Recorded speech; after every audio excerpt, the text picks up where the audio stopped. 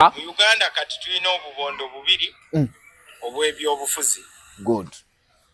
Akabondo kamu kalimu NRM ekulemberwa President Museveni, kalimu DP ekulemberwa Norbert Mao, kalimu FDC ekulemberwa Nandala Mafabi, kalimu UPC ekulemberwa Jimmy Akena, kalimu DF Democratic Front ekulemberwa Matthias Mpuuga. Mulabye yatandise okukola interviews ku TV. Mama Chicken wamulabye? Yakoze interviews. Namulabye naye kamale okunnyonnyolako abantu ekintu ekimu bakitegeere. Olaba oba kutunuzanga mu kamera. Oyina okwesetinga mu bwongo obwo. Ebintu by'olina okwogera ebikola amakulu ku sayidi. Osobola okwemalisinga gwe wennyini. Nofuna newefunira ekyokulwanyisa ekigenda okukulwanyisa. Naye nga gwakyekoledde. Neweekolera weapon egenda okukuba. Naye nga gwakyekoze eki? Akyekoledde. Mu bulamu buno abantu bangi bayita mu bizibu bingi. Okula okubaawo byo kyonna kikiri. Naye olina okuba nga otegeera nnyo okumanya nti kino wadde nakiyitamu kankite. Kino wadde nakiyitamu. Bali bamubuuza ku bulamu bwe gye buze. Anti obulamu bwo engeri gye butambulamu. Tuli ku The Truth Media, go subscribe, follow lunaku lwakuna. Buli lwakuna mbeera wano ne namba emu mpola akantu ne kakwajja. Mpola ne kakwajja. Ebintu bingi bibaddeyo mu wiiki eno, namba yakomyewo mu mawulire, wabirabye tulinamu mawu akasale yakakutte n'akatunuza mu bantu abamu nga bullet ya ddala. Tulinamu wagendako ku kitebe ku lunaku lwali lwa kusatu olwokubiri wagendako ku kitebe. Ebintu bingi nalabye Side Soft producer omumanyi yali akolanga ennyimba za Fiye. Side Soft avuddeyo akayana ekyo omukulu Anita Among okuyimira ku bakabaka ababiri bwati mu ngeri y'obujozi. Yayise mu ngeri y'obujozi simanyi kulengeza. Simanyi wakwade kulengeza naye yagambye nedde era yayogere na Bulusoga n'agamba kye kituvumya naye kale ekyo kale ambulire eddirwa asobola okugenda n'akikola owa Buganda. Anti owa Buganda ayina ekitiibwa. Okay. Naye nga tugenda kuba tutambulirawo mpola. Namwe musoboze kuba tulaba. Abatwala n'atuuliza tubabuuzizzaako nnyo buli mujo osinzira kansubire nti muli bulungi. Buli mujo osinzira bosi wange Amini nkutumiddeko nnyo era nsaba Katonda ku ekisinga obulungi. Ndozo omuwulira. Kakati Etundi Saloon esangibwa Kajansi ku Kidde ebweya yitawokko ogula akaviiri oba bakusale munnange awo bajja kuwona ka percentage kasitobagana nawulira namba emu yalanga.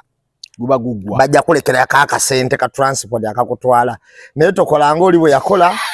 Kubalero okugamba. Agenda n'agamba yagaye mu mpaaye 10 ng'ate ebintu ayagala bya 7.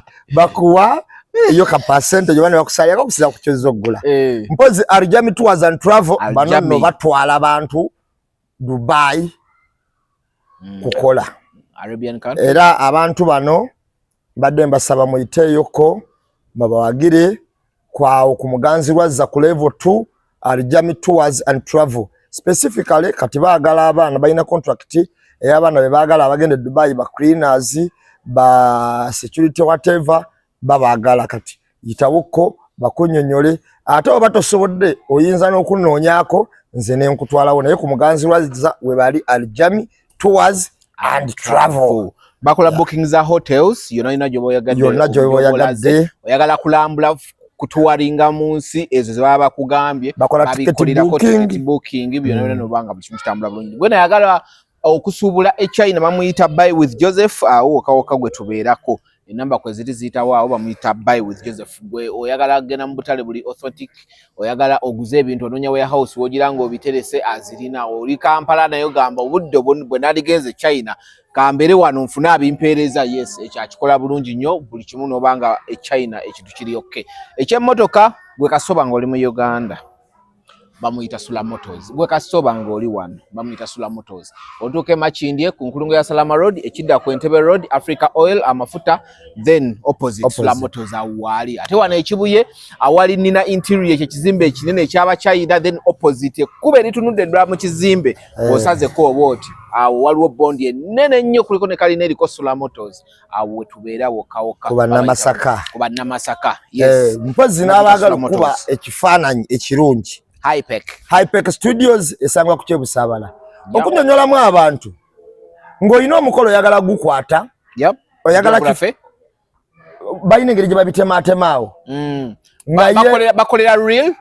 Babuyita bu reels. Hypec Studio ekola videography. Ekola photography.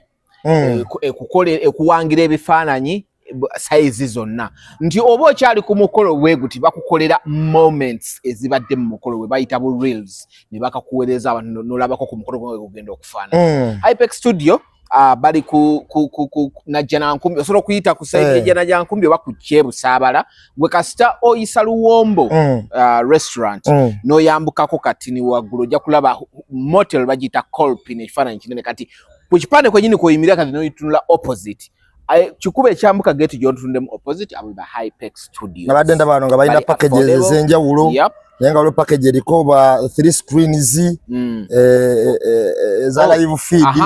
Kuliko 3 screens live feed yeyo ng'oli ku mukolo mutudde, awo abantu bonna batudde naye nga abamu tebalayo bulungi, kati buli nsonda bateekawo screen ng'ekigenda wali mu maaso gwe wano okiraba. Waliwo nalayo balinako ba photographers basatu babakuweerako kweyo package. Balinako videographer basatu bakuweerako kweyo nga ne drone kwogitadde. Balinako short movie, full video, 300 soft copies of photo book. Photo book yeyo nga ne bakuwa efaananyi nga babikuwangidde bulungi nnyo mu katabo ne bakuwa ne 3A2 sized boards. Zoteeka ku kisenge. Hard drive. Zoteeka ku kisenge. Kakati package balina zanjawulo kati abantu abatulaba ate wogama nawulidde ku Truth Gospel basobola okusalirako era bogendawo bajja kuwayo ka percentage munaye ogambe tinawulidde ne yasenda mbembe bakulanga so bajja kusalirako. Omuntu atamanyi Hypec oswana tunoonyako noganti banaye muntu ali tujja kutwala era omuntu ng'oyina embaga notakozesa Hypec oba ofiriddwa kyotalabanga kubanga tebagatta guno omulimu bagulinamu obukugu. Yes. Bakuwa ekyo kincho baweetaazi. Bakuwa gundi a moment of your life. Tinaba naddako gye banalabyeko ne bagamba nti ye abantu baffe kisufu omukolo bagukola. So gye bayita a moment of your life. Okay. Namba emu lunaku lwakuna ebintu bingi bibadde bitambula. Simanyi tutandikirewa. Tutandikire ewa Nambwayo tusoke tumujje mu ddiiro bakomyewo mu mawulire. Mabega kawo yagamba abaana bagundi ba mawa ne wali basanga obaba mukazi wa tali babuuza olwokuba teyali kusaidiye mu bintu bya kalina. Ani yagamba tewakalaba Suna Ben yagamba n'otunuli abana ab'embozi mukati nga boogera ebintu bye batamanyi we twali twogera ku biranda tebaaliyo, kati n'otunuli ono mawa muzeeyi oyo simwagala ne wendisanga abaana be ne wendikola kyoyo ye twayawula lwa nsonga teyali kusaidiye. Naye nga okusooka yali akiregistese general nti ab'embozi mukati twali twogera ku bintu bya mukunja ne Simon nga tetwaliyo. Katuba tuli awo oba Suna Ben yakitwala personal olwokuba mukozi munne. I don't know, maybe simanyi. Naye tubali tuli awo naye n'abaaliyo we babyogera nga ffe n'amasimu bagatukubira buli omu yagala n'abantu ab'enjawulo. Anyway tubali tuli awo ensonga zaabwe zikomyewo mu mawulire ku luno za ddogo. Luli twali ku nnyumba namba emu bino bikomyewo nga bya ddogo. Akati buli muntu alangira munne ddogo. Mbiwulira era mpulira nga babyogerawo era nga mpulira n'obutambi nga butambula. Obwa Fifi da Queen Suna Ben naye ng'ayogera n'ebirala ebiringa ebyo. Nze mu bulamu bwange nyina ebintu olumu byenzikiriza olumu ne bisikiririzaamu. Kyokka ate mmanyi ekintu kimu nze mu bulamu bwange nzikiriza olumu ekintu ekibadde ne kiba.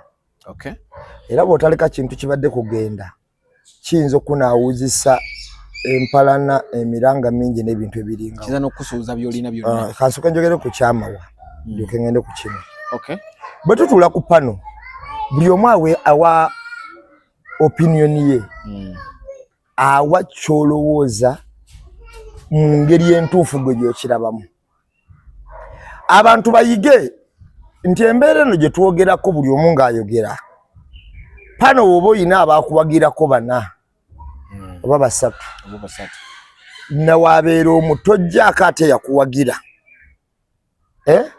ataakuwagira kumupiininga okitegeera kubanga ate enkya yajja okuba ng'akola ki ng'akuwagira eno embeera gye tutambulamu ono ali kino ono ali kino ono ali kino ono ali kino Suna Beni ayiga omuze gw'obutanaawuuza nnyo ntalo Suna Beni awanawuuza entawo kyengamba okunaawuuza entalo kwe kuno nti buli kyenaalaba oba buli ataabe ku sayidi yange n'amunyiigira okulemezaamu okitegeera nze ndowooza ekigambo kusonyiwa omuntu atakitambuliza mu mutima gwe azitoowererwa nnyo obulamu okay kakati bw'oyinza okulaba omuntu nga temubadde ku sayidi emu wadde kalina yeegenda okiwulira naye akimanye nti waalaba mawa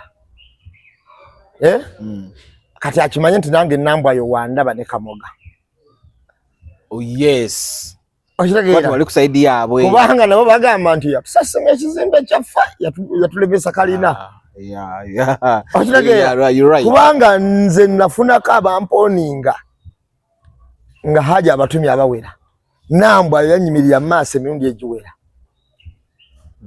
okitegeera naye ate tekiŋŋaana kubuuza Nambwayo nga musanze era wansanga akola ki nani mawa yagambye embuuno ebyo Suna Beni alikwira wa yamusanga yajja mubuuza ambuuzaako kakati Suna Beni obusungu obwo obutereke bubi nnyo yiga nti omuntu tovalaba nze ngenda kugamba kankugereze era nze nabaana bakola omulimu gwe tukola mbanenya nnyo abamu lwaki nze olaba nga nyina ekintu ekinguddeko munyini mwankubiranga amasimu ku bino incident ezaaliwo tugenda kola interview nga baga kimu mukole buli asobola kubanga interview nze bwe ngati sikulwako interview nga atenze nzikola kubalala ate gwe zikola kubalala okitegeera kati kitegeeza mba ntaddewo obutali bwenkanya nti nze ayina zikola nze sizikolwako interview nange zirina okunkolwako ate aginkolako sinyiiga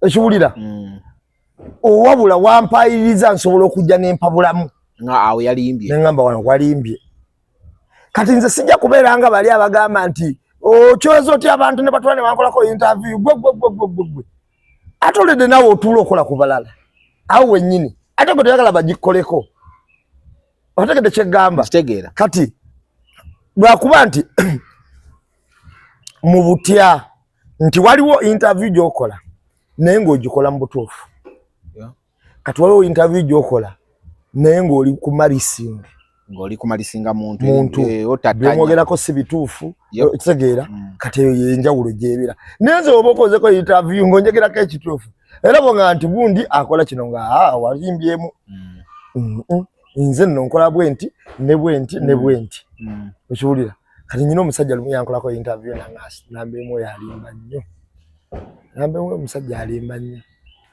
nimukubira nemuga wayina kulimba ki nawiddoga nti nkola ki olimba nnyo nawangamba nanga saakujja nenkutwajjira ebizibu byano ngamba okuntwala ewa Amini nimuga kyogamba Amini omuyise kiti nti yes twabusitire moto zaakaawo saasobola naye yennyini teyayagala namugamba n'atakigula okiwulira kati nze nali kutta kumpakala janu tugende nze nja muleeta nimuga saasobola kuba waba tayagadde kubanga wone mikwano gyange ab'omunda abanga bantu owayi nimuga nti gundi nno munaye yagize bwe n'agamba nkyali busy n'atakuddira n'agamba nja mulaba n'atamulaba okiwulira kati omusajja namulaba kakati ye ng'ataawe gwe yajja obusungu namulimba kati ensi bwetu bwetambula kati Suna Beni yiga okusonyiwa watudda ku kya Nambwayo nze akatambi ka Suna Beni nakalabye bulungi nga balina ne referensi ya Fifi omanye ebiseera ebisinga obungi tuba tutambula mu ntalo zino twewale nnyo okukola ebintu nga tusanyuse nnyo n'okukola ebintu nga tunyize nnyo.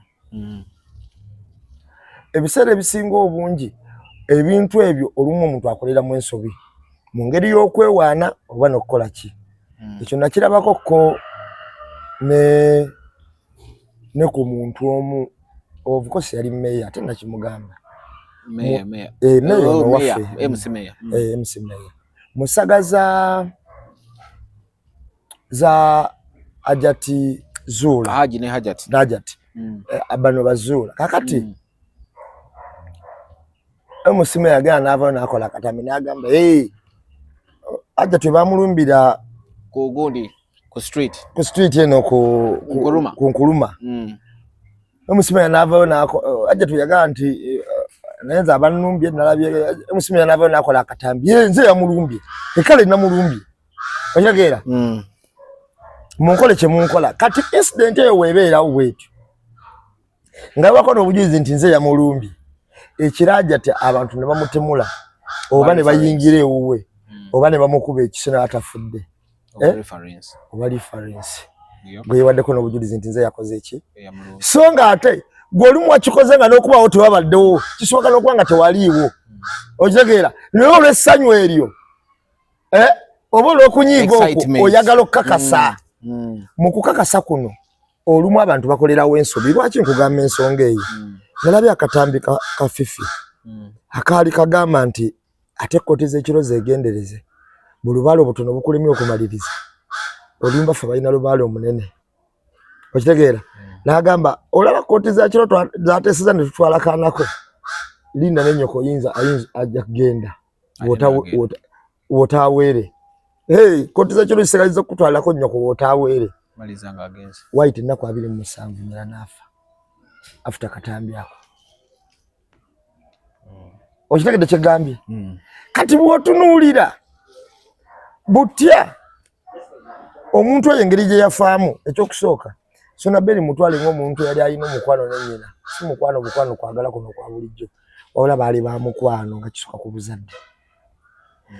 Ekyokubiri tunuulira Sona Beni ayina mwaka sente otuline mukyala Kayondo bwe yali kati otunuulire Sona Beni yali agadde okulabirira maama we mu mbeera eno ng'agamba kale tuli mu butuufu ennyumba yeesigamizibwa nga nkondo naye kati nyina akaseera akasobola okulabirira maama wange ontegedde kati womaliriza wotunuulire Sona Beni obulumi obwo bwayitamu nti buli wajjukira maama we kuba tayinza muva mangu ku mutima ng'ajjukira akatambi kalo otandika okulifalinga n'ogamba nti oba banno bwe bavaako ekyatta maama wange kubona maama wange yaŋŋamba nti abantu bokaana nabo kunju mwana wange tibandi bulungi. Anti statement olaba bagikoze naye abantu bagigize tebabuuza ye ategeera nti tebamuli bulungi ng'ate batugamba yali mu ddwaliro lizungu kati ye ategeera nti tebamuli bulungi. Yakyogera tannaba kulwala yakyogera tannaba ggwa wansi ng'ayina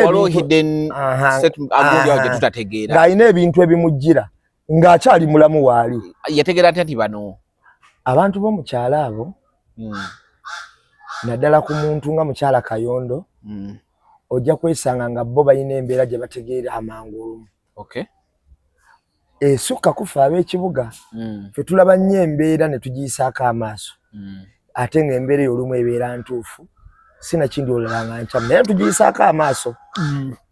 Kakati abantu b'omukyala abo bategeera nnyo embeera esukka ffe wetulabira esukka ku ndaba yaffe ku ndaba yaffe kati ekyo olumu kibaawo.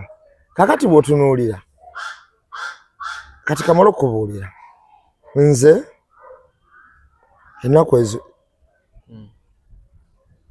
twalina we tuli ne wabeerawo omukyala eyawa obujulizi ng'alaga nti baali bamuloga okugulu nga naye kumuloga akumanyi naye nga nnyonnyola n'engeri gye baaleeta ebintu ebyo bimansamansa mu yekyogerera ku kyalo kwennyini nga tuli waka wuwe nga n'abantu we bali awo waliwo obujulizi nti gundi okitegeera era n'amala n'amwatula awo. Kati abantu olumu ab'okukyala abo oyinza obbuusa amaaso naye nga liyali tebaawo mu bintu ebimu jotatekedwa kubuusa maaso jotatekedwa kubuusa maaso. Kakati Suna Beni nze ngamba kuba nabyo omuntu ng'agamba nti maama we yagwa ayina kwa afuna ka blood clot mbongo nga kekamuviirako okufa. Njagala abantu bakitegeere mu abali eyo nti tewaliwo obulwadde butto bwe bayita ddogo. Okitegedde? Naye eddogo likusindikiriza okunyigiriza ku bulwadde we lyagala. Eddogo lisobola okufisa accident. Ng'ogamba nti yafunye accident bamuloze accident yamukubye. Era gye tuba tulaba yebeemukubye. Eddogo lisobola nze waliwo omusajja ennakawuka eyo edda osumuludde njagala nnyo okuwa abantu referensi y'amalogo we gakola. Ennakawuka eyo waliyo omusajja kati wenkola purogulaamu eno omutabani we namubalagakawo ku street atera okujjawo n'emmotoka za poliisi gy'akola akoleyo. Omusajja yali mugagga naye nga ebiseera ebyo nnakawuka nga temugenda mu muntu atali mulogo okolawo bizinesi.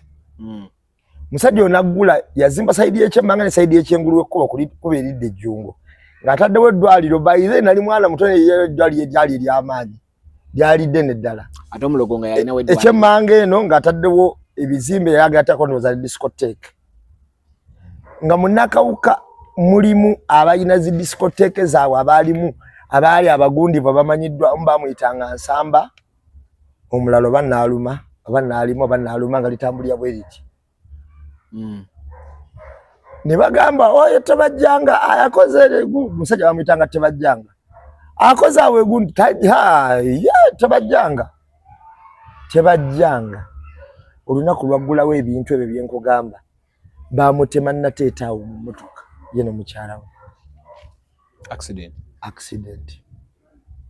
Naye ng'abantu bayogeranga nti oyo abikoze bakazirana Bansamba n'abayitako oyo bannaalima n'abayitako bamutema mu mmotoka. Lwaki nkugamba bwe ntyo nti njagala otunuulire embeera nti kati ng'ogamba nti yafudde ki accident naye ku kyalo bayogeranga era bwe yafa abantu abakulu abamu tebeewuunya bagamba yafa accident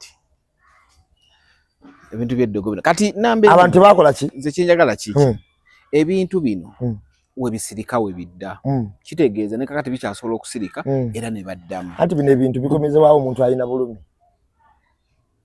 obutagenda kuvaawo obutagenda yeesonyiwa naye mu nsi muno ng'oyagala okugenda mu maaso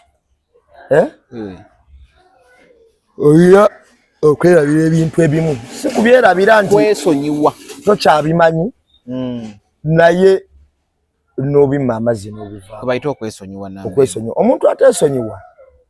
omuntu ateesonyiwa bintu sometimes akuuma obusungu obwo buswana mukozesa ekikyamu ensobi buswana mukozesa ensobi kubanga buli woyogera wano oyogera olumu oyina obusungu ku mutima n'ensobi. Nze Suna Beni ndooza nali muwagizi we omu ku basinga 10 ku kinnaakyo nga sitadde mwadde koona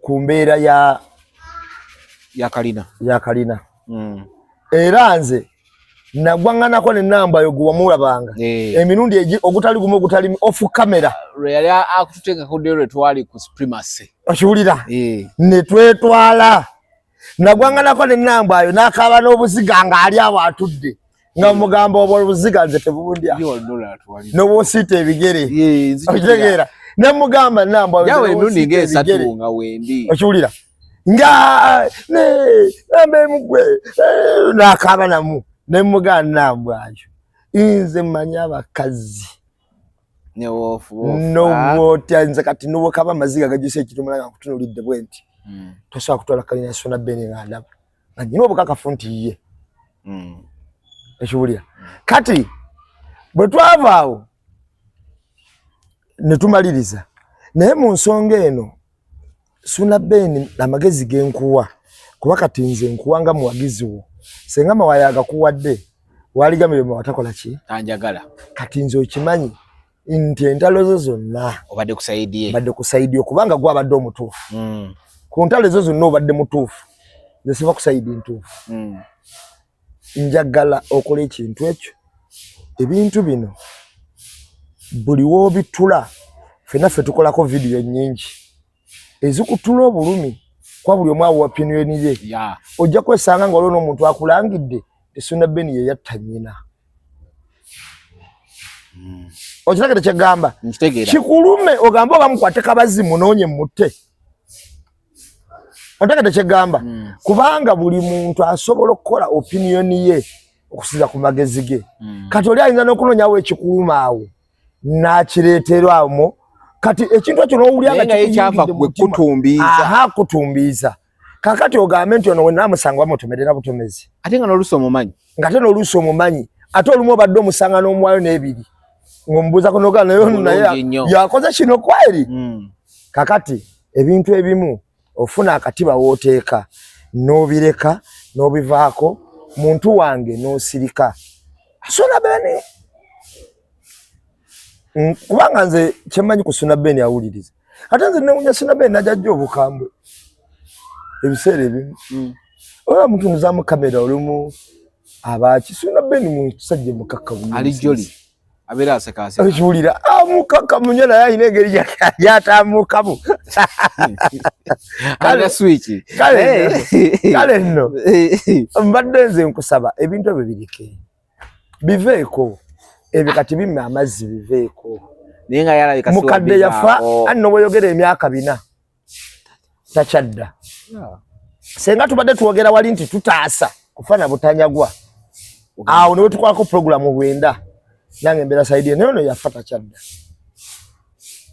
ani ayina aka close ke yayogereddemu nti bano baatwala omwana wange ne batwala maama kati ate natero baleti ya programu y'okuziika kuba muganda wange sister wange Rita naye baagala mutwala manyi nze taata wange statement eyo yabadde ntuufu manyi taata wange nze yasoma mulamu bulungi n'atikkirwa nga mulamu ne batugamba nga omanyi ebya family nti bali be baamuloza okufuuka kino taata wange amagulu gatandika okukankana n'atuuka n'okutambulira ku nnimiro nali muto nga binnuma naye bwe nakula nenfuna amagezi nendaba nga tebikola makulu takyadda okitegeera nensirika nembivaako kubanga ne be bagamba olumu baatugasa ne mukula okitegeera kyegamba ne mukula baakola ki baatugasaakoko kati otuuka n'osirika n'ogaa kakati bino byo tebikola makulu kankite ntambule n'obulamu Suna Ben okufiirwa maama kiruma naddala ng'olina akatambi akaweera okumutta nga akafifi naye omuntu asinga okuba weapon esinga okuba ey'amaanyi mu nsi muno okusirika obudde ne busaawa ekituufu waliwo ebintu ebimu bye tulowoozaako ne tubyogera waliwo ebintu bye tulowoozaako ne tusirika waliwo ebintu bye tulowoozaako ne tukwatako kati ekintu nga kikutula obulumi kyesonyiwe kakasa nti okitunuulira butunuulizi naddala nga tolina kyakukolawo kyamaanyi mpezi wetujjako embeera eno egamba mbuno simanyi maama we biki embeera nayo asimanyi sisita we embeera tugitunulamu kyanjawulo nakalabye yayogedde nti banaye essaawa yonna mbaleetera enteekateeka z'okuziika kati ate embeera tugitunulamu kyanjawulo naye nabaana abali eri wamba mulina kyemukola kusaidi ya Suna Ben mumulanga ki kugula poloti ye kuzimba nyumba ye oba kubalemesa kubba balwana nabo bagamba abamuloga Suna Ben mba mumulanga ki simanyi kugula poloti ye oba kubalemesa kubba Nalabye ku comment yemwe ya Nambwayo waliwo yazze na commentinga nga mugamba mbuno gwe oliku omwana tata yamugambye yagirese bwati nagamba olikutta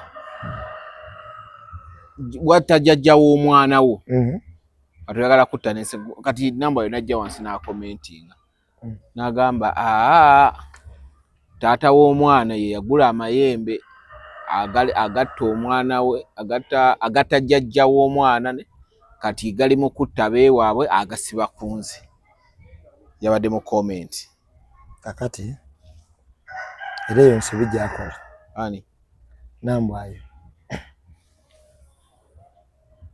ye ng'alaga nti nooli Nambwayo ayina omwana Wasuuna era mu mpandiika ya comment teyamumuggyeko watamumuggyako olwo onyonyodde abantu gwe yali mukyalawo nti Suuna yagula amayembe agatta abeewaabwe ng'agasiba ku ggwe naye weerabidde n'omwana wo gw'olina naye Wasuuna Beni abantu bano mpozi naye abawe bali kitegeeza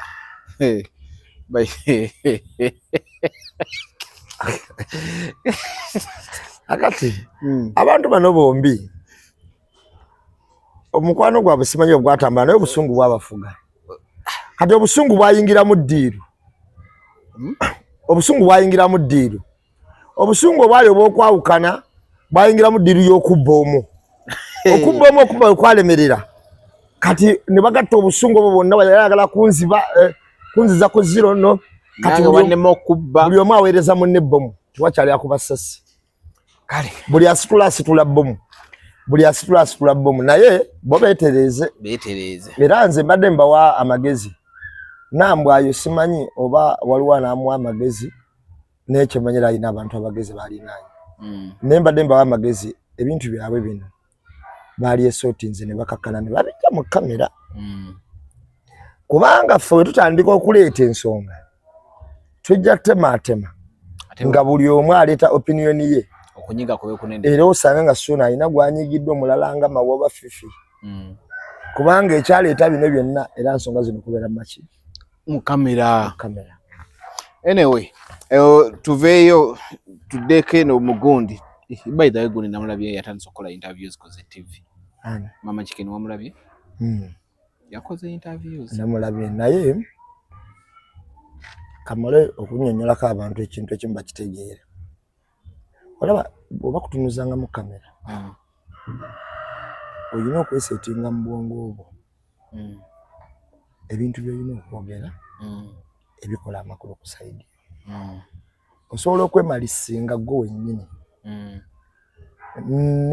nofuna neweefunira ekyokulwanyisa ekigenda okukulwanyisa naye nga gwakyekoledde weekolera weapon egenda okukuba naye nga gwakyekoze eki akyekoledde mu bulamu buno abantu bangi bayita mu bizibu bingi okukula okubaawo kyonna kikiri naye olina okuba nga otegeera nnyo okumanya nti kino wadde nakiyitamu kankite kino wadde nakiyitamu bali bamubuuza ku bulamu bwe gye buzze anti obulamu bwo engeri gye butambulamu gye buzze emabega obulamu bwo gye buzze butambulamu mu baddugavu olina okweditinga ennyo naye ng'oeditingira mu bwongo okitegedde awo nyo bakubuuliza edit wejjira olina okweditinga ennyo olina okubanga olowooza very fast ate n'oproducinga very fast olina okumanya nti nno oyinza okuba kyolowooza kirina okuba nga olowoleza ku 80% kati ng'ofulumya 20 yokka okitegedde mu kwogera ng'ofulumya 20 naye nga calculation mu bwongo eri ku 80 kati interview zonna z'olaba ze tukola n'otunula mu kamera naye oli n'akunoonya ensobi eziwera nga taziraba azifula ekyokulwanyisa gy'oli oba okaliculetinga nnyo era olina okweditinga ennyo kubanga amawulire nze naawe tugalimu naye munnamawulire osobola omunyumiza emboozi eteredde nga bwe tuginyumya wano nga tayagalamu n'ekyo Emboozi ya sawa namba najja mutu nga tayagala munneekyo kakati n'akusikasika mpaka wanakutuusa mudakiike mujayagalamu awakyamye. Good. Yeah. Kakati oluseka naga negwe gundi wabula so kati emboozi eyo yajja etya kyenalabye kati wonyumya teredde nagamba tudde wali nakirabye ku mboozi yonna gye yanyumizza ey'omuggalira mu kisenge n'omusajja ye yasinza obbakwata akati yali mu P6 nga omusajja amukwana wa senior 3 ne bateesa ne mikwano gye omusajja amufunze n'amuggalira mu kisenge mu room n'omusajja era we yajja olubuto okuzaala kike byabadde ku TV. Abantu abasinga obungi banyumya emboozi ng'alina olumu kyaleeta oba kyayagala okwejjako naye ate olumu emboozi zino buli muntu alina engeri gy'anyumyamu emboozi ze naye nze no actually yagambye yali mu P6 yes era nalabye abantu nga bagamba kati ntunuulira omwana wange ng'ali mu P5 naye wafaanana mu P6 oyo omusajja aba yeetaaga kusiba senior 3 omuwala P6 bakusibidde mu room mbu teyagala kuleekaana biki mweyaja ate affe buli omu era buli omu ekyasusse omugira mu bwongo bwe teyayogedde musajja ku luno yagambye omusajja gwe saagala kwogera naye nga public nesola temanyi gwe taata chicken oli mama chicken buli ne bagamba nze ebyange andi nze ngenda kubulira ekintu kimu munanga abantu abanyuma emboozi zino bala nze nakunyumiza akati k'amajaani naye nagenza otuuka ewaffe ng'abantu bagamba nti okimanyi akati abantu baali balowooza balimba ng'ate majaani kuno kwali yaliko kuba n'abaana be ne batabani be bazzukulu be weebali ne Ssenyange famire weeri nabadde n'omuwala omu bamuyita Zabibu yali ayita oyo Ssenyange kojja nga era emboozi baagiraba kakati emboozi eno omuntu gye yenyumyako olumu n'alimba ekyalo kiba kigiraba era nga kigimanyi otegeera kati kakasa nti emboozi toginyumiza dayasa atakumanyi abageno gira abasukka mu kuba takumanyi wabeerawo ne abakumanyi obulungi abagamba nti naye kweri bamusibirawo oba bakola batya bibawe bityo okitegeera kakati wabeerawo abakumanyi obuki kakasa nti emboozi eno gyogenda okunyuma kituufu dayasa atagimanya jjajjigula naye wabeerawo abagimanyi obulungi abajja kunyonyola nti ayi ekyalimbi kati obulamu bwe butyo obutambula kyobalaba bwe tuba tukola interview nze njagala nnyo omuntu okweditinga ennyo ekyo agambye edit yebere ku 80% output yebere ku 20%. Omanyi nagambako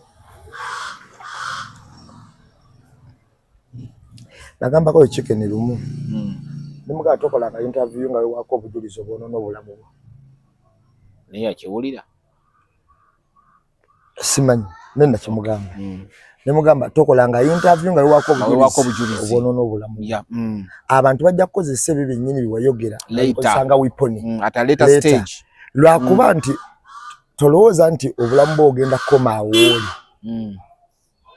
ojja kukyuka we elevate at every stage you elevate ojja tuuka time ng'oyagala kubeera minister oba MP ojja tuuka nga weesimbyewo kubeera C5 Katonda akuyambye wasomako ojja tuuka nga oyagala okukola ebintu ebiki ebirala ebinene naye nga interview gye wakola gye baletanga weapon gy'oli naye oli waba akyogera bwogezi nga tawekyewako obujulizi kirala tutuuka noga nti abo bamalisinga bumalisinzirinnya lyange niwe kiba kituufu kyayogera oyo alimba just banjagaliza naye oli wakaleta mulisi nakakubawo nagamba kati nakimugambako ko nga akyakola interview ziri ze yakolanga embi ezo nemugalekera okukola interview ezo gwolaba nga obulamu obukomaawo naye obulamu butambula bugenda bukyuka okiwulira ojja tuuka time ng'oli wavunaanyizibwa naye interview z'okoze ate waliwo abaagala okuwa akalango mu kampani emu ne baddayo batunulemu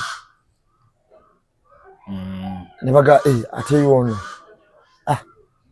kati noba mu nsobi oyina ensobi zoyiseemu lekera ozenyumirizaamu bagenda ku backtracing nga bagamba lekera okwenyumiriza mu nsobi zokoze eki bwenyumirize nga birungi byokka byoyiseemu okitegeera kati nze kankuwa ekyokulabirako ekyangu nze nagwakoko musaga era ndowooza kansoke kikunyumiza lwaleero oyinza okatompulirako nga nkyogera azi nga ndi mu purogulaamu nagwakoko musaga waliwo abasajja abankalikuleetinga nga tuli mu kamicrofinance akamu ne banziba ssente nyingi naye ne babbiramu n'abantu naye ate nze bangatta nnyo kubanga mwe nali nkola mu kamicrofinance nali nkolamu okiwulira ate nga ndi omu ku basigi naturalize abajja ssente ku akawunti kale nno ekizibu nakifuna nga nange kenyini ninga ali involved mu kyo ngoli asologa wekobanye era kukomera ku polisi namalawo wiiki okutuuka okuvaayo naye nakimanya luvannyuma kyonna kye baali bakalculatinze naye emboozi eyo sijoogerako okitegeerako kuba teyangattako okitegeera ng'ate abasajja abo nze nali nkoze naye emyaka ng'egyo okutuuka okunkalculatinga bwe bati nokalculatingirako abantu kati mu bulamu obanga otambula omanyanga nti eno yabadde ensobi kino kyabadde kituufu era ekituufu ekyo sigala nga okyenyumirizaamu ekyo kyamu kisuula ekireke mu mawulire emboozi ennungi tekola mawulire wabula emboozi enfu yekola amawulire kyova olaba akazibu kapayogera ebigambo by'amagezi bingi nnyo naye bw'atuuka n'agamba omanyi nalina mukwano gwange ng'omwana akateba atusimuludde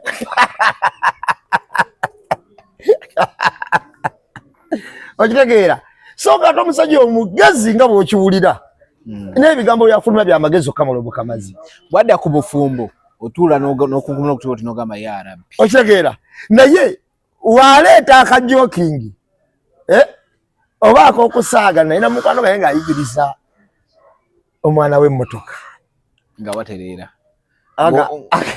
omwana agamba atandikiddewa wano ngakapyoni olira okulimba okuliwa kakati n'ayita ku by'amakulu byonna obwedda byayogera ebiyitirivu kati mu mawulire ekintu ekikyamu kye kikola emboozi ekituufu tekikola mboozi wonyonyolera abantu nebagaa naye nenkola edduuka nenkola bwenti kati neŋŋende nayita mu bugubi bwenti nenkola awo natokola mawulire kakati awajja ekitakolwa n'amakulu awo wakola amawulire kati mu mawulire bwe kiba era munnamawulire omukugu akusika n'akunyiga kubanga jjukira amawulire gano ge tukola okola n'omuntu omuyivu akinamu ne diguli oba diploma ku kyo oba ne experience ya myaka okitegeera nti agwa no ku muntu ng'ali calculative nnyo mu bwongo naye n'agwa ku muntu oyo nga munnabyabufuzi ye n'amugyamu emboozi gy'ayagala nga teyali gimuwadde kakati bwe tumala okukola ekintu ekyo kati gwe n'omugwako nga gwe mulundi gwe ogusoose okulinnya ku TV n'owulira embaga gw'ayina ayina experience ya myaka era yakuvuga ayina wakutwala kuba yaba ayina kyayagala oyina okuba nga oli mugezi nnyo obutakozesa ensobi okiwulira kubanga asooka n'akubuuza waayi atuulira wakuyita namba emu naye gwani awo n'omubuli erinnya naye omuntu nga yaga otegeera namba emu yaani obuva buliwa kakati ya aba alina by'ayagala olina okubeera omugezi okugamba nti nze munnange nze namba emu era erinnya lyange yenze naye nzaalibwa gindi naye nga nkulidde gindi katinitini okiwulira okusoma kwosoma oti ndi muyivu kati ng'otandika habango bangane ku ssomero shwaya sente aba ayagala munafubo okitegeera aleka sitaba kutegeera ate kasita bategeera nti olina obunafu bwe butyo ono aba akakutanga omulala akuweereza owa jangu tuweeyo aba interview omanyi kati gwaliko gwagaba interview ennungi kumba alina mistake gye yalabye wali n'amanyala wajja kujja mu mistake endala aba akakutana omulala n'akuyita owa jangu tuweeyo munnange bagifuna batya banna oli yasindikira omulala waayo waliyiseeko bamembe anyway awo gatuvuddewo ebintu bingi nawe njagala tutuuke abantu abasuubuzi baguddemu nabe batandise okwevuma bana bakuba obulango bw'oku social media abakozesa abantu Happy Home ne Japan Katwe Crown Japan betwala bati nga bafaaki anti Crown Japan atuteba TikTok bonna bakozesa obulango naye olumu abamu olumu tabamu luli abadde abeeramu nnyo kati naku zino be bakola ndowooza olumu abataliiwo naye ne basigala nga business bagitambuza bakuba obulango Happy Home yagambye mugenda kutuuka mutulowoozi nti nno okuba akalango nga gwe toliimu n'oteekamu ba TikTok mugenda kutuuka n'okutulowooza abantu balowooze nti nno tuli ba comedy store nga bagamba abatone batunda ba comedy store ekimuluma ono strategy ye ndoze waawala nnyo ate akozesa ba TikTok ate ndoza abapaazizza kati balindoza batuuka bakubirako nga akasente ke balina tekakola ki tekagatta kigenda kyegamba nti oli atuuka omukubira nti waye tunaakola nti olina mmeka nti nina 10 nti aki tekijasoboka ndoza atagenda okulaba nga amulaba ewaani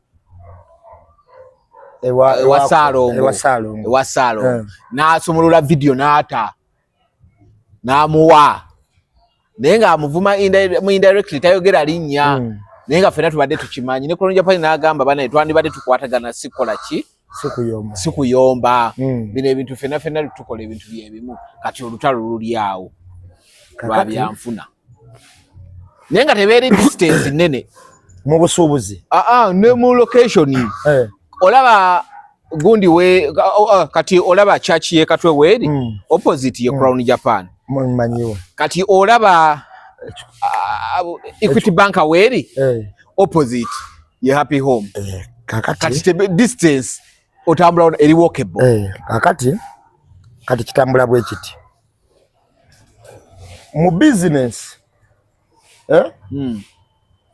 okulanga kyekimu ku bitumula business yes kyova olaba Koko nakati ekyalanga nakati bakyalanga bakubisa ba Ronaldo ne bakubisa ba Messi ne baleta ba Neymar ne baleta ne bakocha abawumula kati oyinza gamba mbuno tebakyatunda byafuuse byakuzanyisa Heineken yali eri mu World yali eri mu Champions League yes ngekubiramu akalanga akatagambika era ngekozesa n'abasambi ye main sponsor kakati olwaleero toyinza kuddira business etunda n'ogikutulako kye bayita publicity you can't kubanga ekisinga okutwala business eno okumanyika butava mu matu g'abantu nalaba Mountain Dew bakola akalango ng'oliwa amunywa n'abuuka mu bbanga olina njagala munywa n'abuuka naye ng'olaba ka kisiru naye ate kakola ki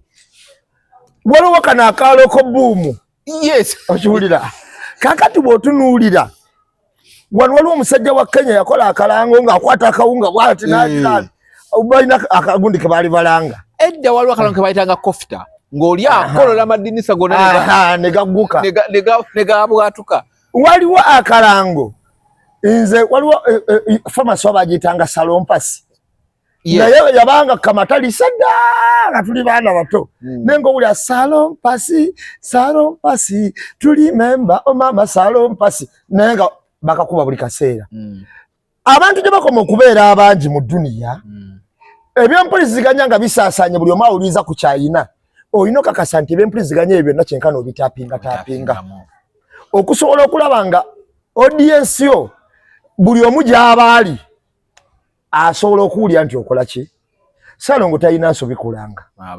Obusobozi bwaba buyina obulanga. Toka baze kusaidia Salongo bagamba oli abalemesa mirimu. Julia, Salongo talina nsobi kulanga. Obusobozi bwaba yino obukola ki? Obulanga. Ate noli munne gwakana naye. Happy home.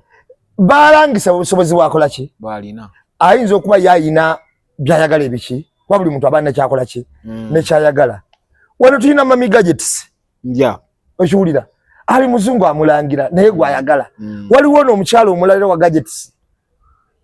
Bamulangira. Tuyina Rose form. Ayina abamulangira. Sozo fa abasooka omulanga. Okiwulira. Nakati abaana bakyakola ki? Naye yennyini ayayita manyi Sozo amaze n'ayingira mu kintu ne kimunyumira. Naye ne yeerangira era asigala. Era Sozo tayinza kubula ku maaso. Osigala kyalowooza lagala naye Sozo. Yayina ennyonyi za Sula Motors. Tumulanga enkya n'eggulo. Okiwulira. Nga ne mu kamera taliimu. Nga ne mu kamera taliimu. Ati abadayo mbirambuno olanga abantu nga ne mu kamera toliimu olinga gwe biki. Ani ayalayo ku Sula Motors. Wenzo katya mumanyi. Abantu abamu. Okuleka olinga agenzeewo. Okuleka ng'ogenzeewo. Toyinza mulaba mukala ngo ndi Sula Motors wuuyo. Naye tumulanga era tutumuyinaako buki buzibu. Olwaleero Hypeke tugiranga n'abantu abalala bonna kuba nze Hypeke njiranga Hope Shifa giranga okitegeera gogiranga n'abalala bonna bakola ki kakati toyinza gamba oli gyakoma okubeera kati kamalo kubuulira omanyi nti waliwo omuntu agenda koloni Japan ogula nga teyaligenzeyo yalabye kalango kakati buli wogamba omuntu mutolanga oba olemeseeri okutunda era njagala otuuka koloni Japan olabe entunda gyatunda. Waliwo time osanga nga tewalina guza abantu bonna bali bize okiwulira akalango tekayina nsobi oli just yazimbye mutima nga mu business naye mu business okulanga kikkirizibwa era okulanga eba party kati ani agenda ogula soda n'agamba bampeyo soda oba soda wa coffee oba waki nti company emukola omuntu watagula product ya Coca agula ya Pepsi naye bakyalanga up to now. Worldwide mwebali naye bakyalanga. Ne Blue Band talina competitor ekyalanga. Olaba ne Blue Band talina competitor ekyalanga. Kakati omuntu yena nenye omuntu. Ate njagala ategeere nti ba TikToker bano bakola page zaabwe abamu okoleyako emirimu gifaanana bwe giti. Okitegeera. Kati gutolemesa mwana afunye mulimu nti ate talina kukola talina kulanga mbugoli business man nnyo. Ekyo kya busiru. Business woman mukazi. Simanyi business woman nnyo. Mukazi mbadde simanyi. Mbugo toyina kulanga. Okulanga kukkirizibwa. Bwe nyira ati yeteremu bwetezimanyi. Afune n'enkwatagana gy'akwatagana nabo. Omanyi ngenda kukubuulira mu media ekirimu. Nze nsobola okugaana okukola omulimu gw'akakadde. Nga bakampa. Okusinziira kwa kampadde. Omulimu ogwo gwennyini ne ngukolera omulala ku bwereere banga mpadde emitwalo 10. Yes, ko okusinziira enzijaye nkwatagana ntanayo yes. Okitegeera. Omulimu ogwo gwennyini ne ngukolera emitwalo 10 gyokka bwe giti. Bulungi nnyo kimanyi. Ka transport k'amafuta. Naye nga naguganye wali kakadde. Kati mukyala Linda afune enkwatagana ennungi. Gyakwatagana naye ne Salongo. Ne Salongo. N'abaana ba media.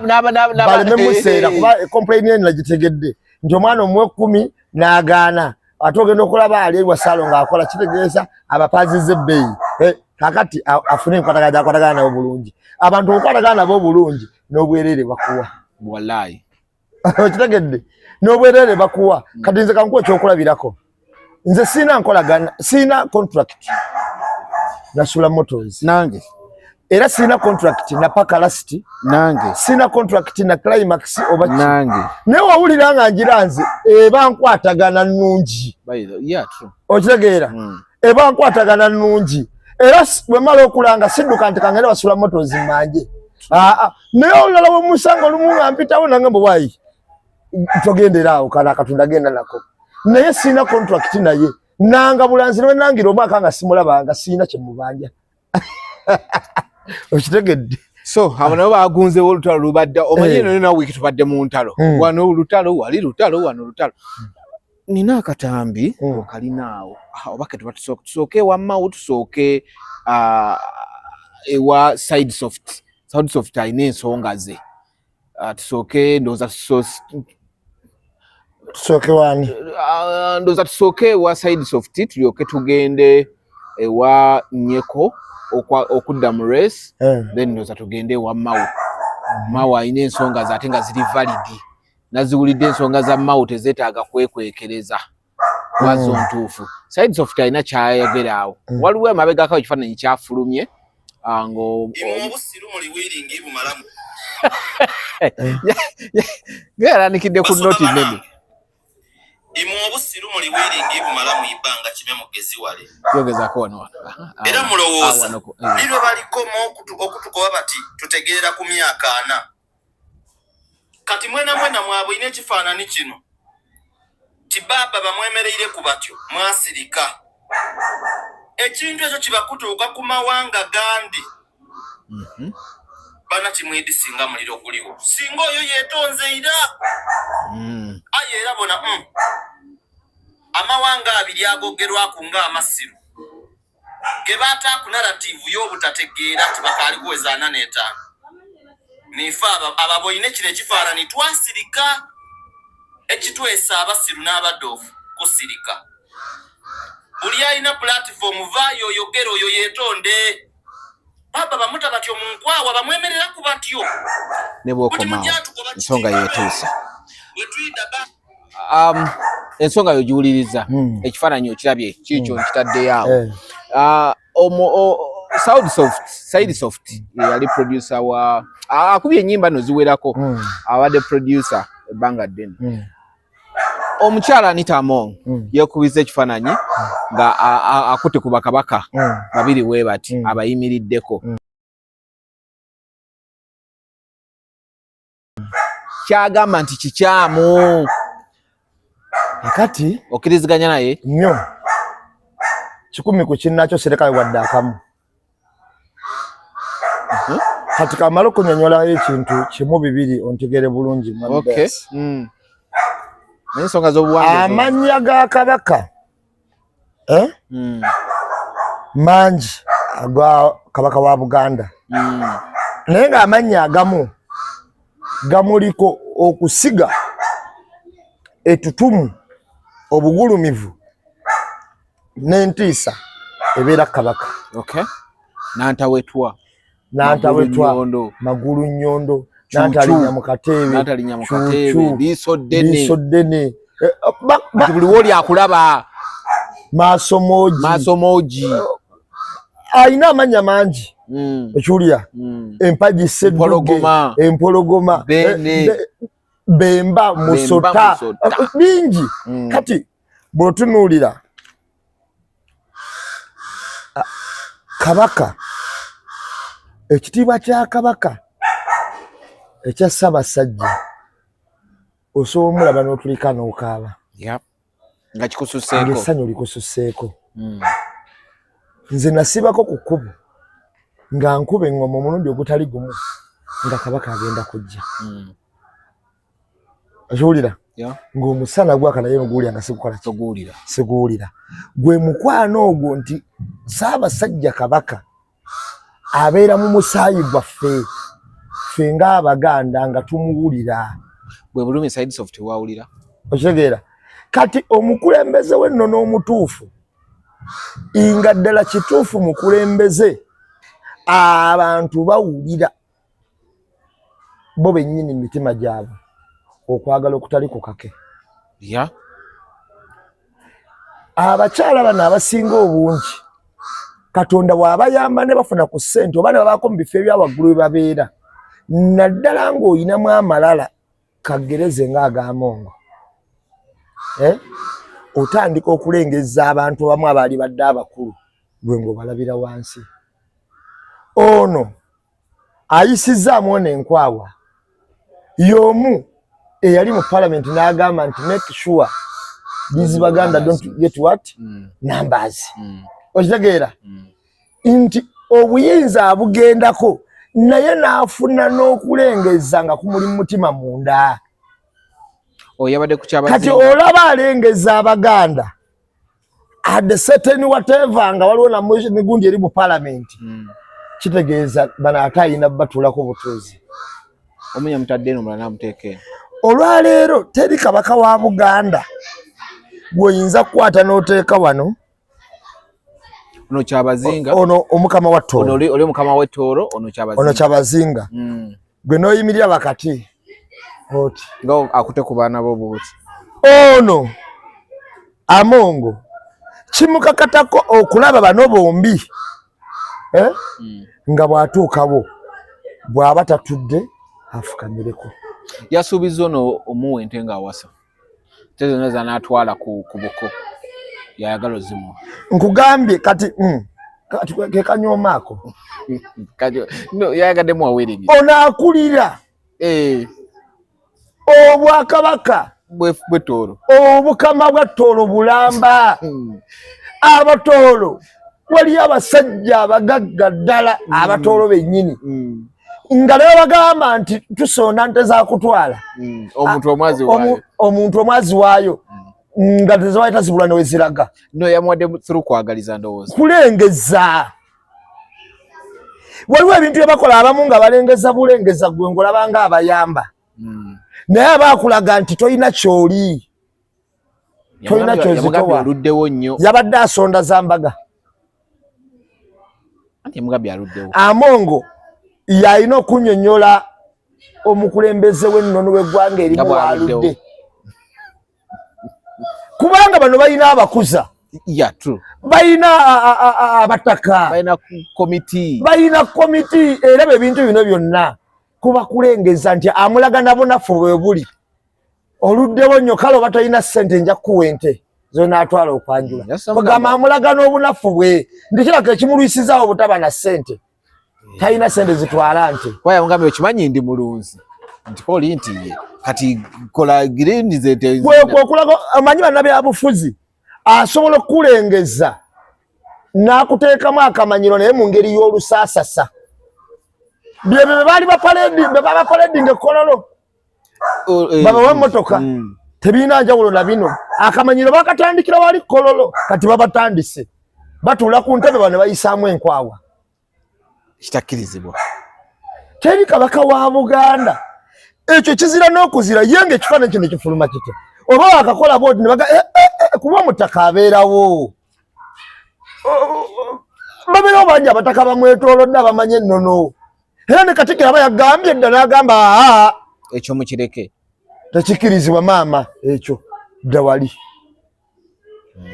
ate Ssaabasajja omuyimiridde mabega mu mugongo gw'atali mu mbowa oyagala mukwata kabadiya n'oyisaamu n'enkwawa oti weesimbye n'okuseka n'oseka kyali ekifaananyi nga n'oteekako smile mu byafaayo mu nsi yonna abakulembeze beno ne baweebwa ekitiibwa si wano wokka weewali amawanga ge bakwata era nze Ssaabasajja Kabaka mwebaza byonna babikoze naye waakiri asigazza ensa ey'owa Ssaabasajja okitegeera sejjusangako nze kubeera Muganda ate sejjusangako kunkulembera asigazza ensa wadde mu kunyigirizibwa kufaanana kutya asigazza ensa tebamupaledinze nga bana abajooga buli wamu ali mu bulumi kyayogera kituufu Musoga gamba banna omukazi yeetonde agambe singa kyabadde wala singa yeetonze ddoyi ategeruda mutuufu enewe gundi yakomyewo mu race David Nyeko Derrick Nyeko yakomyewo mu race nalaba nga azze ku kitebe nga buli muntu atidde magayi ngenda okulaba tafubbi ngeriso abadde kakamwenyu ngeriso likyuse amukube eriso lyesitategeera yakomyewo mu race mumanyi kyembadde njogera luli nti okusalawo ng'onyize nnyo banga osanyuse nnyo kintu kikyamu so okukozesa ensobi nekudamejinga n'obulamu bwo naye tiyayogera anti oyinza obutayogera naye ku posti gye yawanika olumu osobola n'okuleetera omuntu okubuusa oba kaali kabadi naye Nyeko ng'omuntu kuba yaze mu vetting Nyeko ng'omuntu teyalina kikyamu kyonna ekiri ebbali nti yalina obutali butuukirivu bwonna ku saidi y'ekibiina oba nti aliko enziro awo yalina credit yeah ebyamutuusa omujjamu nze naawe sibimanyi naye yakolamu kensobi awo okusooka okuwanika ekiwandiiko ekyo nti avuddemu bw'akomawo oketaba mu vetting nze kaninde vetting process tulabe bweyitamu bweppa kuba nze njawulo gye nyina ndi wa NUP anti yes kituufu ekyo nkikiriza naye kati wano tulinawo abantu babiri Mulyannyama Kimulekawa yabadde akyusiza position nga zeeno azenye ku gyabadde agenda okugenda nalabe taafubinga emitaafu gimwetimbye mu kyenyi yogera ku Mulyannyama ne Musiri David nenyeko pozi Musiri David abadde no FB muleke simanyi nti oba kwali bulungi yabadde kwali nnyo naye sekakasanze kuki mulesi taliiko tomulabamu akyabulamu oyo ajja kujja mugezi tafubi oyogera naye owuli yange ensonga ze weeziri era ensobi kumuwuliriza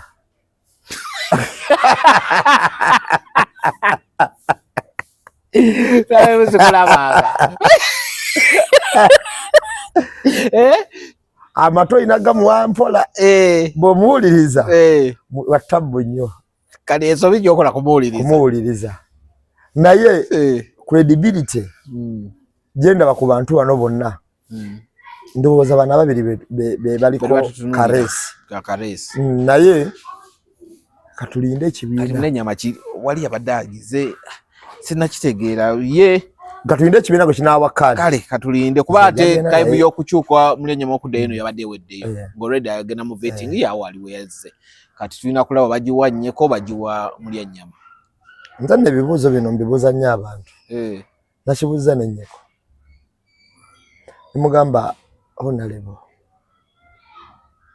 okomawo okomyewo nkulaba obudde buli kadi yaliyo tukwali kwadde agivuganya kati tuyinza okuba twetabyeddwako Mulyannyama nemugamba naye senga tofuna kadi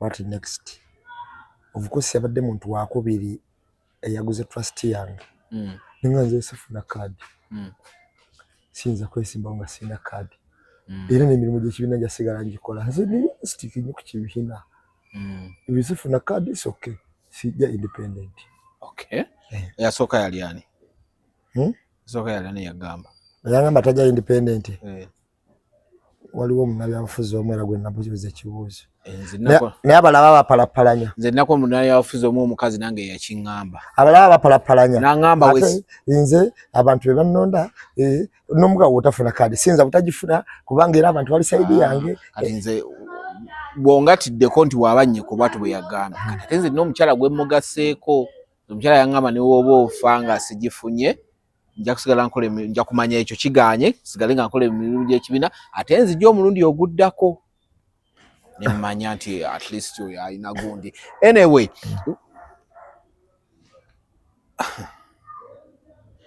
Ssemujju yavaayo n'alangirira okwegatta nawo kampisewo kati tuyisewo kati nitutuuke ku Mawu Ssemujju yavaayo n'alangirira okwegatta kabadde kyakali awo mukwegatta kwa Ssemujju kwayagala kuba agambye already ye PFF ne ant kyekyabwe kiri talatibu already bakigize kati kye baagala gundi eve mu vetting ababaka bagire ekole ki nayo bajje baddemu bateese bategere nti baleta president ogwo naye nga sofabbo bakyalinawo omuntu bajja okulwa abalala banaze bagambe nti ku muntu ne bana abalala ani abayesimbawo naye nga yekyakubiriza kola ki bibiina kwegatta kakati ekyo no kitutwala ku bibiina ebibiri batugambye bode ezebbiri eziri mu Uganda akati bw'oba otunuulidde Ssemujju nga bw'ogambye mbu baavudde ne bagamba bagenda competinga kuba president era beegase ku ant wabulayo ant eyina ki babadde bagenda bayitana kuba president oba ye kennyini nga golaba ani asobola okuyimirira alina impact PFF tebalinamu alina impact PFF ina impact ki ebadde genda kuba president kakati bano basuulawo ekintu ekitaba na mugaso batwale ekiina omugaso njagala yige bannabyabufuzi yige embala yaabwe okay tetugenda kujja kuba president naye era tebayinaawo abadde ali valid gwogamba nti ono yasaanidde okujja kuba president kakati bannabyabufuzi bawala bwe bati asobola okuleka okujja mu kifo kubanga alaba naye talina kyagenda kukolamu talina kyawaayo abantu bonna bategeera kimu Kyagulanyi nti ye main competitor wali okuleka abali benkwe bokka bawulya bagambye nti mpuuga oba abalanga banajja bansereko baani okitegeera kakati bo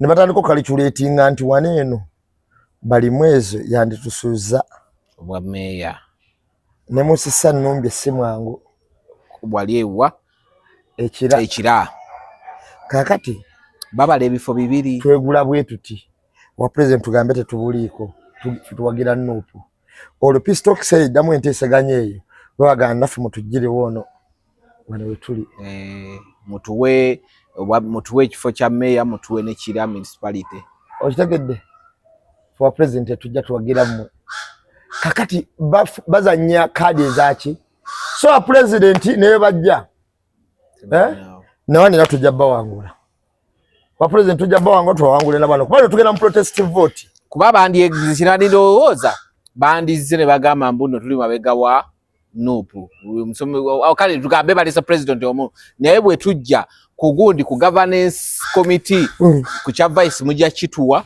oba ekya prime minister ayese yani badde fair game nga mwegase kakati batesiza lwaki muba mutesiza ekifo kya wansi abantu bano balaba abo nabo balina ekintu kye batulimu ekinene kubanga n'abantu bonna abafubutuka ewaffe ababa bali benkwe osanga kadi wali bazifuna mu speed etagambika kale nno ffe ng'abantu oba bazze kuba president oba tebazze ensi yonna ekimanyi nti balina kulonda Kyagulanyi kati bukadi bwe bazannya obwo ate bali mwezi otavaamu wano bandi balese ne beetwala ne balumbirira wali governance committee bakole kye baagala ng'ekyaluli olwe baba wa ssente nga baazitereka basooka batuvuganya mu kalulu ne bamala okuvuganya ne bagamba mbu baatuwa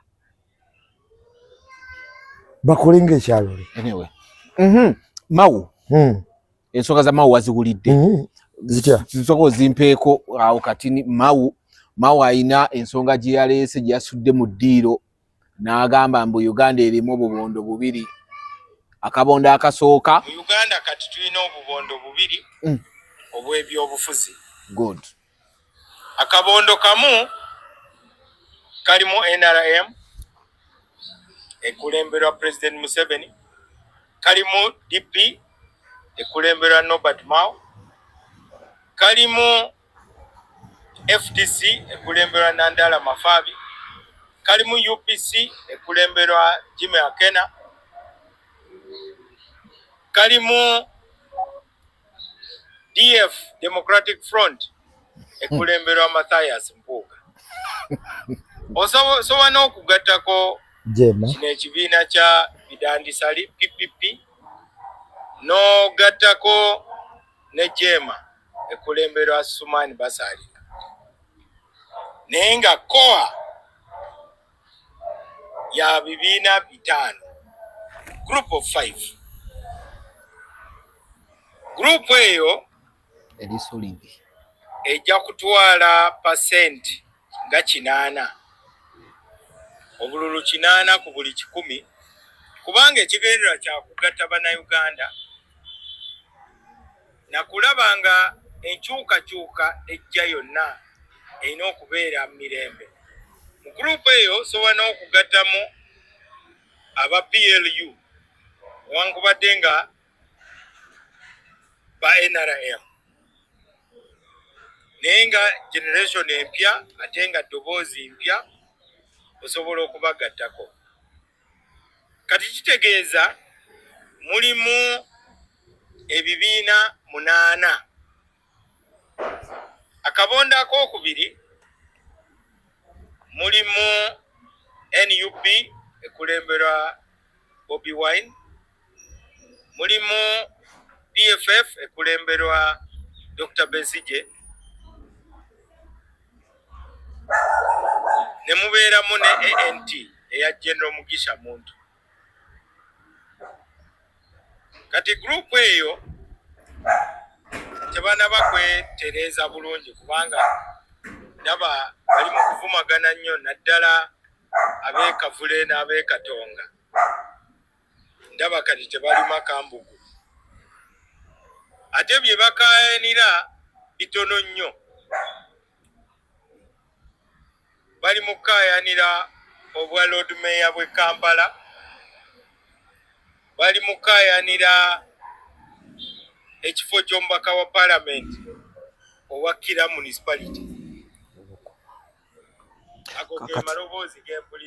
Kakati ba distributing zedda groups eziri mu governance oba groups ezigenda okubanga zikwatira wamu mu kalulu akajja era nga bakoze group ziri 2 bali be bata mentioninze you either wake up n'ogenda mwene limu abasatu oba erimu abaki 8 naye nga abali key mu group esooka bali 5 kitegera okuli NRM okuli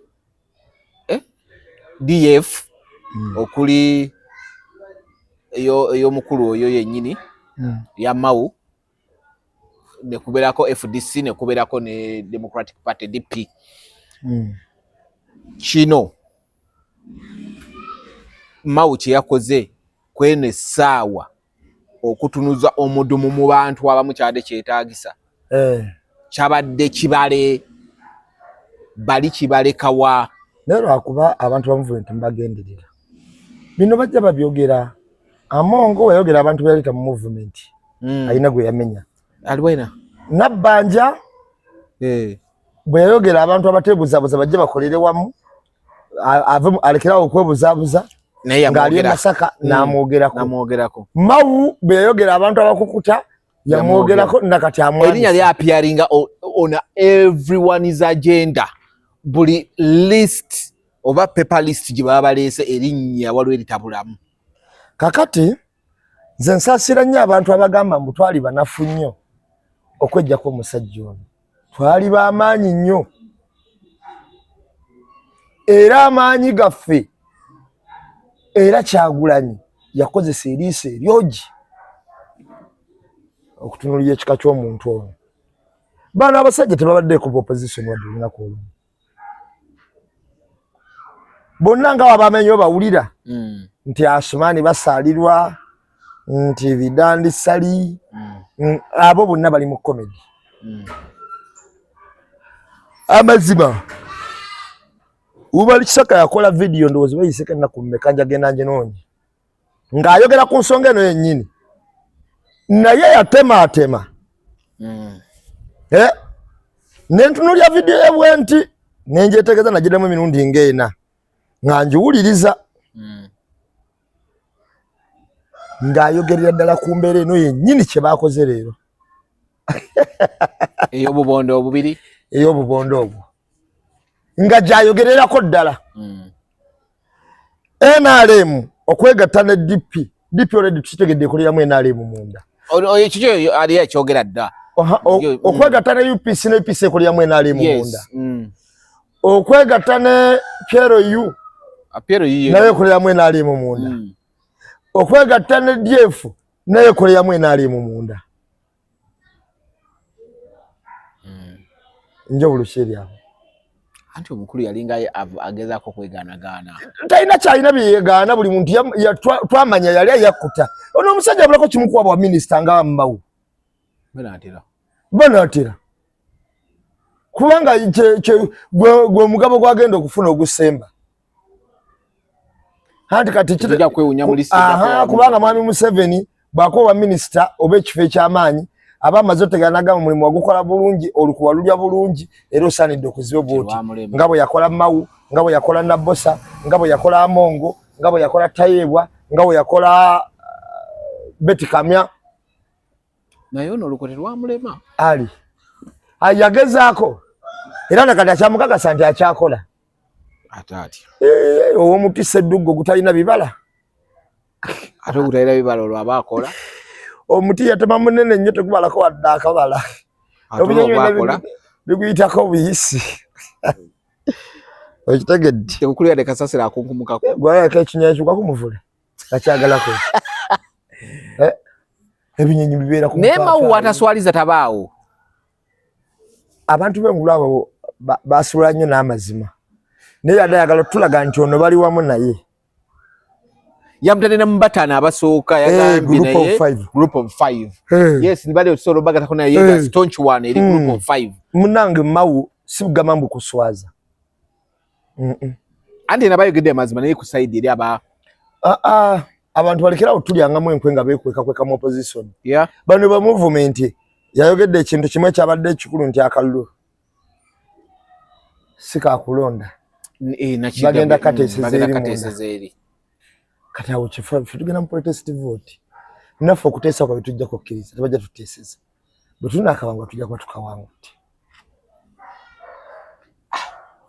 nambeemu naku lwakuna tuli ku The Truth Media just ebintu biyisaamu katini awo n'otegeera biki ffe tugenda mu protest vote kufana butanyagwa kalonde kakuume kagoberere kalwanirire bwe bakabalangirira obikabanje akitegeera tukabanja awo wennyini kyetulagamu kati era olaba kati gundi ani Mwami Dayasi kakati ffe tutandika gino emyezi gino egibulayo mututunuulire nnyo bwe tulagaawo waliwo okulya n'okukomba essowaani waliwo abagenda osimatukawo n'abatagenda kuvaawo naye nga tugenda mu nsi mpya mwaka ogujja mwe tuli tugenda mu Uganda mpya omwaka ogujja mwe tuli guna agenda okugwako nga tugirimu eno protestive vote gye tugendamu kulonda kalulu kukakuuma kukagoberera kukabala bakabbe tukabangi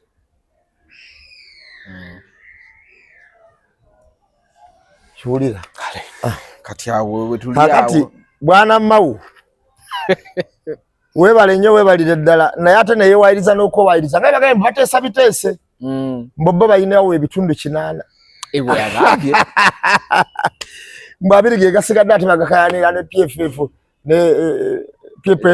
PFF ne gundi ne Nuupu byebyo bateesa byebyo babeeramu eyo ne Mampuuga ne bamawu ngera wabemenye nagaafa akaluteesa kateesa eno obukulembeze bunaaba butya kyekyo kyennyini kyakola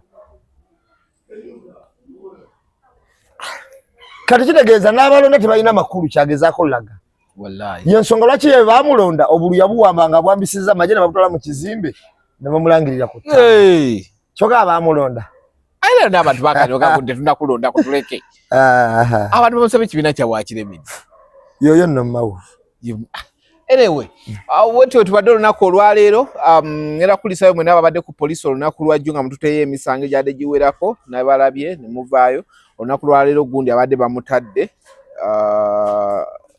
ani Nobert baada ateereddwa naye ne wabeerawo abamukutte already kooti ebadde n'omusango gwagenda dda mu kooti fayiro yatuuka mu kooti n'omutwalirawo abadde ate bakyateesa ku ebyo ne wabeerawo omulala ajja nga amubanja so alabika agenze eruzira nga wakutanoza mu weeks nga 2 so ade wakutebwa leero tasobodde kuteebwa akyali ku nninga ya ate kati ba promoter bana bavanga ne bamugamba bamubanja bishirudi emabega bonna batandise okujja essaawa zino baagala sente zaabwe bye mu ggwanga saa zino wetwogerera ti n'abaleekaana twandibalaako emabega w'emitayimbwa so omusi 2 si 3 so bagiyita Alijan Arijami Tours and Travel. Arijami Tours and Travel. Woba oyina byetaaga byonna byokutambula woba ogenda awo ku Muganzirwazza. Sula Motors wali okubanga ebimotoka bimala. Hypex Studios weri ku ekifaananyi ekirungi ne video. Then oyagala okusobola ebintu e China bamuyita Buy with Joseph. Wetubadde olunaku olwaleero olwokuna tusinkane olunaku olw'omukaaga ne ku Sunday mu Mbozi mukati.